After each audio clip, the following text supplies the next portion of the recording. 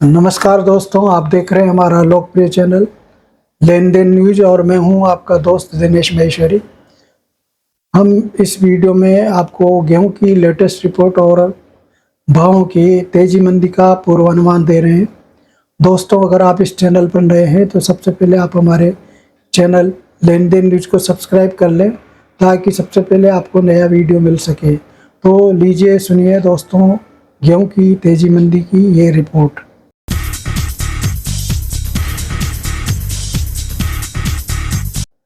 केंद्र सरकार ने गेहूं की खरीद का लक्ष्य 303 लाख टन से 42 लाख टन बढ़ाकर 345 लाख टन कर दिया है और गेहूं के निर्यात कोटे को भी 25 लाख टन से दोगुना बढ़ाकर यानी 50 लाख टन कर दिया है। उद्योग व्यापार समीक्षकों का कहना है कि इन दोनों निर्णयों का मुख्य उद्देश्य गेहूं की कीमतों पर दबाव को घटाना और बाजार पर सकारात्मक मनोवैज्ञानिक प्रभाव डालना है। सरकार ने 2025-26 के रबी सीजन हेतु गेहूं का न्यूनतम समर्थन मूल्य बढ़ाकर 2585 रुपये प्रति क्विंटल निर्धारित किया है, जो 2024-25 सीजन के समर्थन मूल्य 2425 रुपये प्रति क्विंटल से 160 रुपये प्रति क्विंटल ज़्यादा है। लेकिन गेहूं का थोक मंडी भाव इससे काफ़ी नीचे चल रहा है। दरअसल फ्लोर मिल्स, प्रोसेसर और व्यापारी स्टॉकिस्ट किसानों को ऊंचे दाम पर गेहूं खरीदने के इच्छुक हैं, मगर सरकार की क्षण क्षण बदलती नीतियों के कारण उन्हें गेहूं खरीदने से डर लग रहा है। इससे स्टॉकिस्टों को काफ़ी नीचे दाम पर अपना माल बेचने के लिए विवश होना पड़ रहा है। इस बार भी दहशत का माहौल है क्योंकि मिलर्स एवं स्टॉकिस्टों को पहले से ही भारी नुकसान का सामना करना पड़ रहा है। भारतीय गेहूं को निर्यात ऑफर मूल्य अंतर्राष्ट्रीय बाजार में फिलहाल प्रतिस्पर्धी स्तर पर नहीं है, इसलिए निर्यातकों को ऑर्डर भी नहीं मिल पा रहे हैं। हो सकता है आगामी समय में बांग्लादेश, वियतनाम, नेपाल और म्यांमार सहित अन्य निकटवर्ती देश भारत से गेहूं की खरीद का प्रयास करें। इसके अलावा दक्षिण कोरिया, ताइवान, इंडोनेशिया, मलेशिया तथा थाईलैंड जैसे देश पशु आहार निर्माण में उपयोग के लिए भारत से हल्की क्वालिटी के गेहूं खरीदने की इच्छा व्यक्त कर सकते हैं। इसका भाव अन्य आपूर्तिकर्ता देशों की तुलना में बशर्ते आकर्षक हो। जहां तक सरकारी खरीद का सवाल है तो ये नियत लक्ष्य तक पहुंचना मुश्किल है। गेहूं की सरकारी खरीद में हल्की क्वालिटी के माल की भागीदारी 30 से 35% तक देखी जा रही है। मध्य प्रदेश, राजस्थान एवं उत्तर प्रदेश जैसे राज्यों में खरीद की गति बहुत धीमी है। राजस्थान में तो गेहूं की खरीद पर भारी भरकम बोनस भी देने की घोषणा की जा चुकी है। फिर भी इस बार सरकार ने 1 महीने पहले ही खरीद बंद करने की घोषणा कर दी है। हर बार 30 जून तक खरीद होती थी।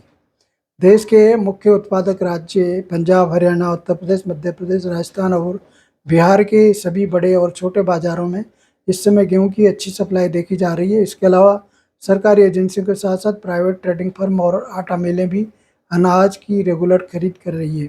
फसल एवं बीज वालों की मांग भी अभी मार्केट में बनी हुई है, इसलिए कीमतें बढ़ रही है और रेट में आम स्थिरता बनी हुई है।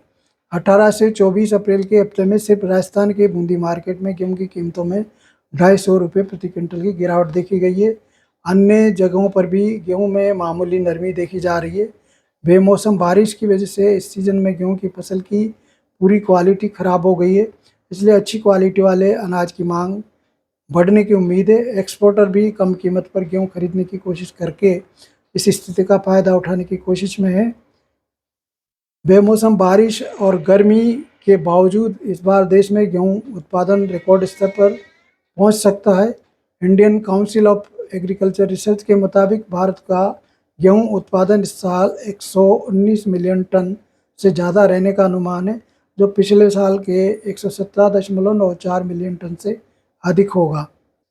केंद्र सरकार ने 2025-26 के लिए गेहूं उत्पादन का लक्ष्य 121 मिलियन टन रखा है, जो पिछले साल से करीब 2% ज़्यादा है। भारत चीन के बाद दुनिया का दूसरा सबसे बड़ा गेहूं उत्पादक देश माना जाता है। देश में करीब 33.4 मिलियन हेक्टेयर में गेहूं की खेती होती है। तो दोस्तों, ये थी गेहूं की तेजी मंदी की रिपोर्ट।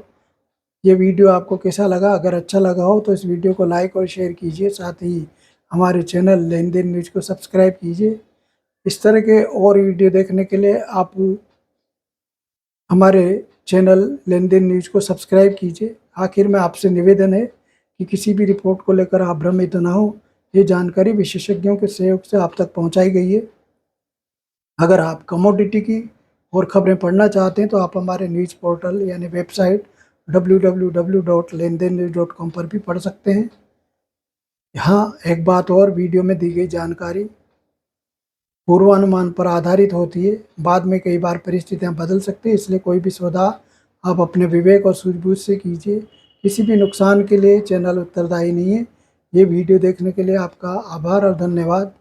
आपकी अमूल्य राय और सुझाव कमेंट बॉक्स में लिखिए।